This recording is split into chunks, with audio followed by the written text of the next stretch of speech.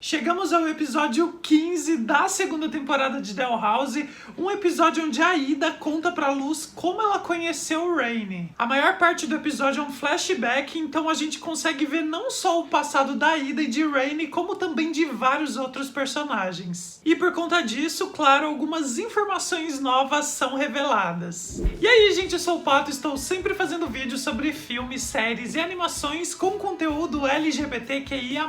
Se você gosta desse tipo de vídeo, se inscreve aqui no canal, aproveita e já deixa um like para ajudar esse vídeo a chegar a muito mais pessoas. O título desse episódio é Them's the Breaks, Kid, que podemos traduzir como é a vida, criança. A gente sabe que Kid é uma das formas que a Ida chama a Luz, a Ida sempre chama a Luz de Kid, então esse título é como se fosse uma fala da Ida. E isso tem tudo a ver com o episódio, afinal de contas a gente dá uma parada, né, dá um break na história pra Ida contar um pouco pra Luz do passado dela, de como ela conheceu o Rainy. O episódio começa com a Luz testando várias novas combinações de glifos e esperando que algum desses combos ajude ela a voltar pro mundo humano. A Luz conta pra Ida que ela encontrou alguns combos de glifos inacabados nas margens do diário do Philip e ela tá tentando completar eles, achando que de alguma forma eles possam ajudar ela no retorno pra casa. A gente lembra que a Luz e a Lilith conheceram o Philip e o Itibane quando elas voltaram pro passado e ele tinha domínio dos glifos também e estava criando várias combinações com eles. No primeiro combo, a Luz cria uma espécie de mini tornado que nas anotações ela chama de vento fresco. No segundo combo, ela cria uma pequena fonte de água que nas anotações ela marca como não poderoso. No terceiro combo, ela cria um feitiço de petrificação que ela considera como mal. E no quarto combo, sai uma garra de uma criatura que a Luz também descarta a possibilidade de ser algo que ela precisa para construir o portal. E olha que curioso, essa garra que tem uma textura de barro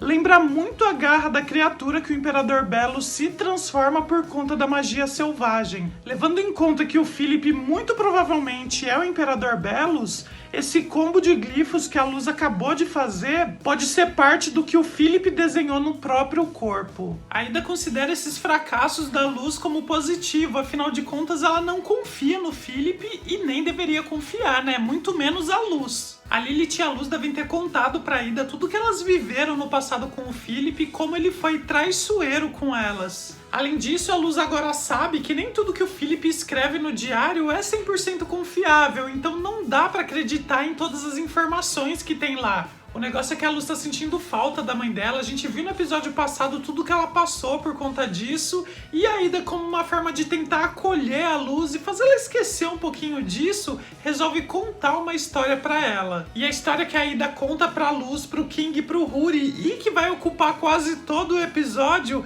é de como ela conheceu o Rainy Whispers. Eu adorei que a forma como a Ida começou a contar essa história pra eles, falando essa é a história de como eu conheci o Rainy Whispers, me lembrou muito How I Met Your Mother, uma série onde um pai está contando para os filhos a história de como conheceu a mãe deles. Inclusive, ele também chama os filhos de Kids, igual a Ida chama a Luz. O episódio volta para quando a Ida ainda era adolescente e ela estava indo para a escola com a Lilith. As duas estão usando uniformes de X-Side com a cor amarela, ou seja, elas estavam estudando para se especializar em poções, mas mesmo assim a gente vê a Ida fazendo magia das plantas. Além disso, a Ida também tá usando a jaqueta dela de rugby e fazendo algumas brincadeiras com a bola, reforçando o interesse que a gente já sabe que ela tem pelo esporte. Elas estão fazendo perguntas uma para outra e estudando para o teste que elas vão fazer para entrar para o Coven do Imperador. São perguntas como quais as coisas que as abominações provavelmente não fariam e quais são os 5 humores dos titãs, que seriam os 5 elementos corporais dos titãs, né? Os fluidos corporais. E elas respondem como sendo terra, osso, sangue, bile e bafo. A gente entende que ainda faltam 7 meses para elas fazerem aquele teste para o Coven do Imperador,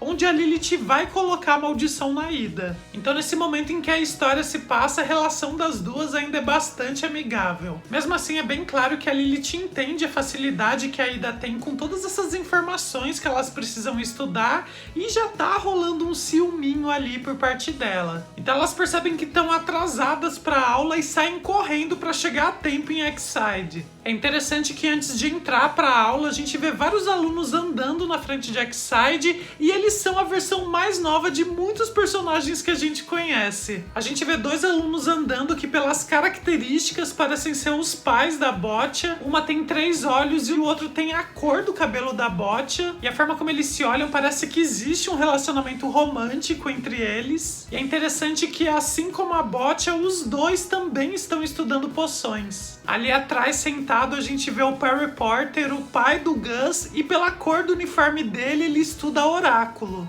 Na escadaria de Exide, olha só quem a gente encontra. O Darius, o Alador e a Odália juntos, como se fossem 3 grandes amigos. O uniforme do Darius e do Alador é da cor da abominação e o uniforme da Odália é do oráculo. É interessante que ver os 3 juntos aí como grandes amigos e já sabendo lá pelo episódio anterior que quando eles forem um pouquinho mais velhos, o Alador e o Darius já não vão ser mais amigos. Afinal de contas, o Darius estava vaiando o Alador quando ele ganhou o cinturão, e a gente sabe que até hoje eles não são nada amigos e há sempre uma rixa entre eles. Então dá a entender que esse desentendimento aconteceu em algum ponto muito próximo a esse flashback. Será que esse desentendimento tem alguma coisa a ver com a Odália? Será que rolou alguma espécie de triângulo amoroso aí? Às vezes o Darius também gostava da Odália, ou então ele gostava do Alador, vai saber. Nessa época havia outro diretor em Exide chamado Faust. Ele era muito mais rigoroso e qualquer desvio que ele considerasse rebelde era motivo para ele levar suspensão, detenção e até expulsão do colégio. O nome Faust, ou Fausto, do diretor de Exide, é uma referência a um personagem alemão de mesmo nome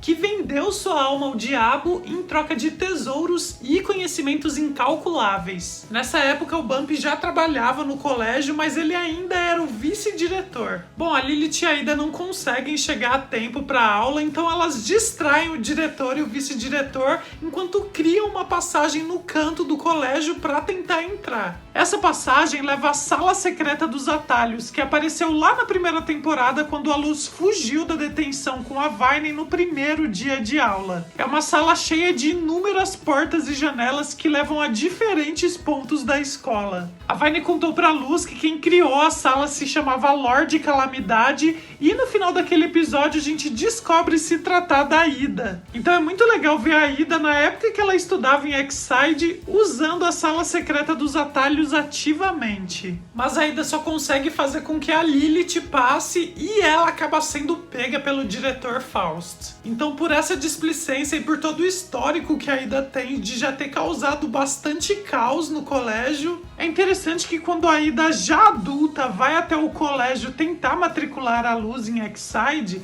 o diretor Bump mostra pra ela o histórico de problemas que ela causou em Exide e a Ida debocha falando que achava que aquela pilha seria maior. De fato, quando a gente vê a Ida adolescente em Exide, o diretor Faust mostra uma pilha do caos que ela causou bem mais alta. E naquela época a Ida também debocha falando a mesma coisa, que ela achava que seria maior. O diretor Faust ameaça expulsar a Ida de Exide e ela nunca realizar o desejo dela de entrar no Coven do Imperador ao lado da Lilith. É interessante como a gente vê que é muito importante para Ida estar junto da Lilith, Ela realmente era muito apegada à irmã e elas tinham essa cumplicidade. Então a Ida tenta convencer o diretor a dar mais uma chance para ela e o diretor, baseado na competência da Ida, afinal de contas, apesar de ser toda errada, ela é muito boa aluna.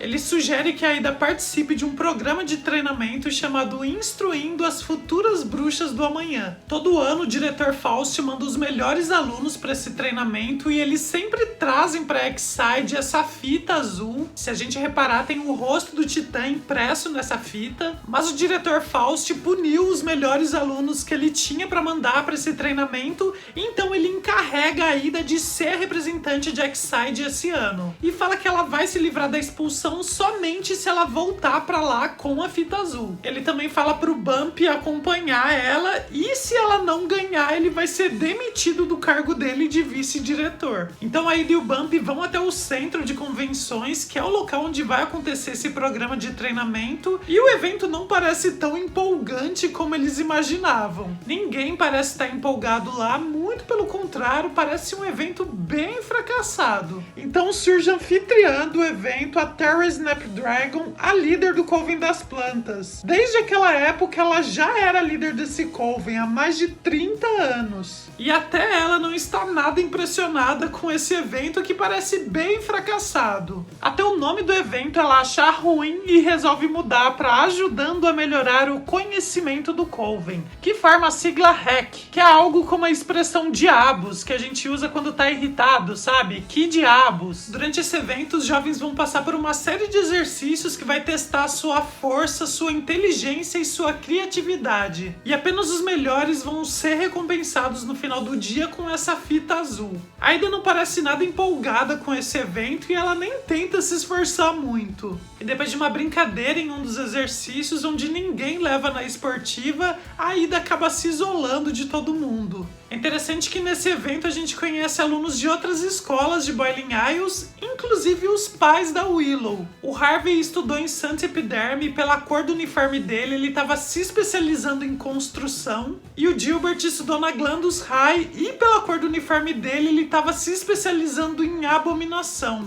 Faz até sentido a Willow ter começado com Abominação quando ela entrou em Exide, porque ela estava querendo seguir o passo de um dos pais. E é interessante a gente ver que os pais da Willow estudaram em colégios diferentes, né? Se a gente lembrar lá daquela matéria de jornal com o pai da Willow ganhando o troféu de Flyer Derby, a gente vê que apesar dos dois estarem comemorando, a cor do uniforme deles é diferente, então provavelmente eles estavam em times rivais. Então apenas um deles era o vitorioso naquele jogo, o outro só tava comemorando porque tava muito feliz pelo namorado ter ganho. E eu acredito que foi nesse episódio, durante esse treinamento, que os dois acabaram se conhecendo. Mais pra frente no episódio, os dois estão amarrados e ficam lado a lado, e com certeza foi quando eles começaram a conversar e se conhecer. O prisioneiro que come olhos lá no primeiro episódio de Dell House aparece também mais jovem, e apesar de não estar claro de qual escola ele faz parte, a gente entende que ele estuda a magia das plantas. Uma dessas alunas, por essas características, dá a impressão de ser parente da Kikimora, quem sabe até a mãe dela. A gente vê nesse evento também que tem alguns jovens usando aquele celular de pergaminho, então a gente entende que essa tecnologia é bem antiga lá em Boiling Isles. A gente só não sabe se o Instagram já existia naquela época, mas o celular, a tecnologia já estava ali sendo usada. E é quando a Ada tá sozinha, isolada, tomando uma bebida que ela acha muito ruim, que ela acaba conhecendo o Rainy Whispers. Eu já tinha dito que quem dubla Rainy na versão adulta é a V-Rock, que é uma pessoa não binária, assim como Rainy. E agora na versão adolescente, quem dubla é Blue Del Barrio, que é também uma pessoa não binária. Blue Del Barrio faz um personagem bastante conhecido também em Star Trek Discovery, que é também não binário. Achei muito fofo que a V-Rock fez um post no Twitter elogiando Blue Del Barrio pelo trabalho fantástico que fez como Rainy jovem. E Blue Del Barrio repostou essa mensagem dizendo estar sem palavras para explicar o que aquilo significa para Elo. E ainda disse que Rainy mudou sua vida. Rainy estudava em St. Epiderme e desde aquela época já usava o uniforme com a cor dos bardos. É interessante que através do assobio, Rainy consegue mudar as propriedades da bebida que a Ada estava tomando e deixar muito mais gostoso. Achei legal que os bardos podem usar o assobio como também um instrumento para produzir magia. E guardem essa informação porque eu vou voltar nela quando a gente for comentar o final do episódio. Rainy ganhou uma fita azul nos 2 últimos anos do treinamento e pretende ganhar mais uma nesse ano. No entanto, Elo tá achando tudo muito chato, tudo a mesma coisa, as mesmas caras, as mesmas pessoas. Mas ainda trouxe algo diferente, trouxe um frescor para aquele ano, o que acaba empolgando o Rainy. Então Elo resolve ajudar a Ada e os dois se unem para ganhar uma fita azul esse ano. ano. Muito fofinho ver como os dois de cara já se deram muito bem e realmente tinham muita química. Então ao longo do evento, Ida e Rainy trabalham juntos para passar com sucesso em todos os exercícios enquanto se conhecem mais. Durante o intervalo, Ida e Rainy estão relaxando enquanto jogam rugby e Rainy faz uma jogada muito boa, impressionando a Ida e deixando ela levemente corada. Deve ser o momento que a Ida começou a gostar de Rainy de uma outra forma. Enquanto estão conversando, Rainy conta pra Ida que St. Epiderme não é uma escola barata e ganhar a fita azul garante uma bolsa de estudos. A Ida compartilha também suas razões para estar no evento. Ela fala que vai ser expulsa de Exide se ela não voltar com a fita azul e fala que não queria estar no evento, mas só está lá porque ela quer garantir continuar ao lado da irmã dela. Olha o esforço da Ida desde novinha para ficar do lado da Lilith. Rainy consola a Ida e fala que logo o evento acaba e ela não vai mais precisar se preocupar. E a gente vê mais um climinha acontecer. Então, quando o evento vai chegando ao fim, todas as bruxas se reúnem na arena para receber a fita azul. Mas, para surpresa de todos, a Tira decide não dar a fita azul para ninguém porque ela achou aquele evento decepcionante. É interessante que uma das coisas que incomoda a Tara é um dos desenhos que a Ida fez durante os desafios. Juntando com o desenho de Rainy, a gente sabe que é uma bola de rugby, mas estando sozinha dá a impressão que é uma meia-lua. E não dá pra gente entender por que aquilo é tão ofensivo, né? Tanto a Tara fica irritada, quanto o instrutor que acha aquela imagem chocante e até tapa os olhos de um dos alunos. Por que será que uma meia-lua ou uma lua minguante ou crescente é tão chocante assim? De repente esse desenho faz até referência a um eclipse, que parece muito realmente, e pode ser um tema muito delicado para ser falado em Boiling Isles. Como para Tara não havia nada desafiador em nenhum dos testes, ela resolve fazer mais um desafio. Ela prende todas as bruxas dentro de um labirinto e faz umas caçarem as outras num jogo de Covens versus Selvagens. A Ida acaba ficando no time dos Covens e Rainy fica no time dos Selvagens. As bruxas com distintivo dos Covens têm 20 minutos para tentar capturar as bruxas que estão usando o distintivo dos Selvagens. Se forem bem-sucedidas, todas as bruxas da mesma equipe ganharão a fita azul.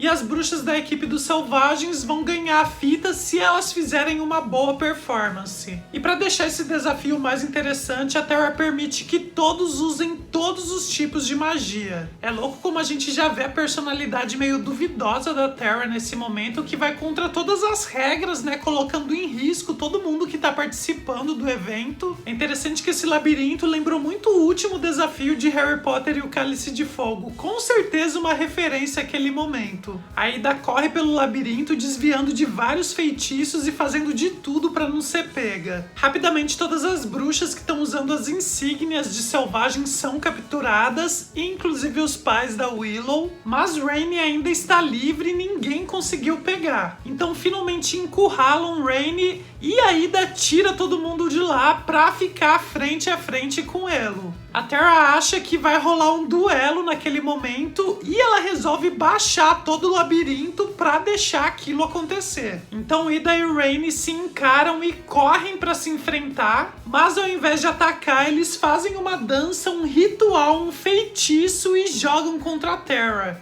Ambos estão fartos desse desafio da Tara e enfrentam ela. Mas ao invés da Tara dar uma bronca neles, ela elogia o desempenho dos dois. No entanto, por conta da desobediência da Ida e de Rainy, ninguém ganha as fitas azuis. Todo mundo fica bravo com a Ida e com Rainy, né? Afinal de contas, ninguém vai ganhar a fita azul. E a Ida tá preocupada, né? Porque ela vai ser expulsa de Exide. É interessante a gente ver que a Tara conheceu os dois nessa época e já enxergava algo a mais. Então a Tara garante que vai conversar com o diretor Faust pra manter a Ida em Exide e pra manter também o emprego do Bump. Como a gente sabe, a Ida não seguiu no Coven do Imperador, mas Rainy se tornou líder, né, do Coven dos Bardos e atualmente a Tara mantém um controle sobre Elo. Alguns dias depois, a Ida tá de volta a Exide e na hora do almoço tenta se juntar a Lilith, mas a Lilith tá muito ocupada estudando. Ela até tenta conversar um pouco com a Lilith, contando sobre o final de semana, mas a Lilith tá muito ocupada, deixa ela sozinha e vai embora do refeitório. E como a Ida tinha dito, a Lilith é a única amiga dela em Exide, então ela acaba ficando sozinha por lá. Então, pra sua surpresa, Rainy aparece usando o uniforme de Exide. A Ida fica preocupada com Rainy, que perdeu sua bolsa de estudos em Santa Epiderme, mas Rainy fala que já queria se transferir de qualquer forma e que aparentemente seus pais odiavam o frio no joelho. A gente entende que esse colégio fica então no joelho do Titã, que é um lugar bem alto e bastante frio em Boiling Isles. Então os dois trocam o suco que estão tomando e a Ida pela primeira vez toma suco de sangue de maçã, que se torna o favorito dela. Muito fofo ver que foi o Rainy que apresentou o suco pra Ida. A bebida que a Ida entrega pra Rainy, Go-Aid, é paródia de uma popular bebida dos Estados Unidos chamada Kool-Aid. E daquele dia em diante, Ida e Rainy se tornam inseparáveis. Quando a Ida termina de contar a história pra Luz, pro King e pro Huri, os três já estão dormindo, mas é muito bonitinho ver que a Luz tinha feito um desenho da Ida e de Rainy. Então a Ida olha pro céu pensando em Rainy e a gente é levado até o castelo do Imperador, onde Rainy também tá olhando pro céu. A gente vê que a Terra continua dando aquele chá especial que reprime as memórias e as ações de Rainy contra o Imperador, mas a gente percebe que antes de beber, Rainy faz aquele assobio com a magia das ondas sonoras para mudar as propriedades do chá. Com isso, Rainy consegue manter suas memórias intactas e tá fingindo pra Terra que as memórias estão sendo apagadas. Se a gente voltar lá pro episódio do desfile do dia do Coven, todas as vezes que a Terra dava pra Rainy tomar aquele chá, Rainy já dava aquele pequeno assobio antes de tomar. Então, desde aquela época, Rainy estava fingindo que as memórias tinham sido apagadas, até mesmo quando encontrou com a Ida. Aquele olhar que Rainy deu quando a Ida foi embora depois que os dois se enfrentaram, não é porque Rainy estava começando a lembrar dos momentos recentes que tinha tido com a Ida, mas sim porque nunca tinha esquecido. Provavelmente manter essa farsa é uma forma de Rainy se mostrar confiável e conseguir descobrir os planos do Imperador. E assim que a Terra sai, uma pequena abominação surge atrás de um tijolo com uma carta para Rainy. Essa abominação tem o estilo do cabelo do Darius, então provavelmente foi ele que criou e está também do lado de Rainy. A gente já tinha visto no episódio 13 da segunda temporada, através da relação do Darius com o Hunter, que ele não era tão ruim como a gente imaginava.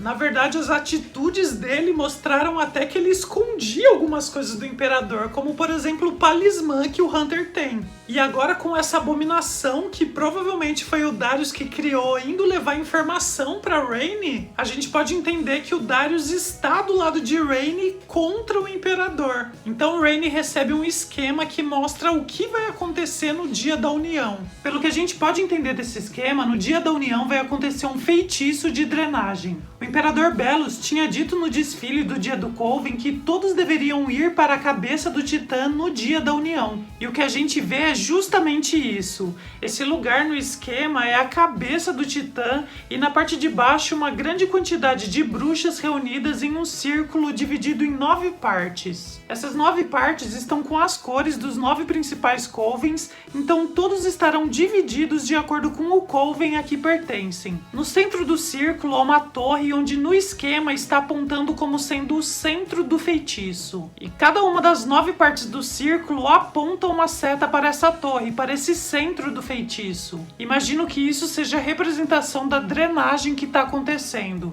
De acordo com o que está escrito no esquema, esse feitiço de drenagem canaliza o poder por 9 bruxos poderosos, ou seja, pelos 9 líderes dos Covens. A gente já viu uma simulação dessa drenagem no Castelo do Imperador, quando cada um dos 9 líderes dos Covens colocou seu amuleto num sistema de drenagem. E a gente teve um vislumbre do mundo dos demônios se fundindo ao mundo humano. Naquela ocasião, o Belus disse aos 9 líderes que quanto mais seus covens crescessem, mais poder eles terão para atingir o objetivo de purificar Boiling Isles da magia selvagem. E de fato, pelo esquema a gente vê que são necessários muitos integrantes em cada um dos covens. Além disso, a gente entende que a drenagem se dará através dos selos dos covens que estão nos pulsos de todos. E a ilustração da drenagem através do selo é bem semelhante ao que a gente já viu a Kikimora fazer com o selo de Rainy. Bom, então acontece essa drenagem em direção ao centro do círculo que leva a essa torre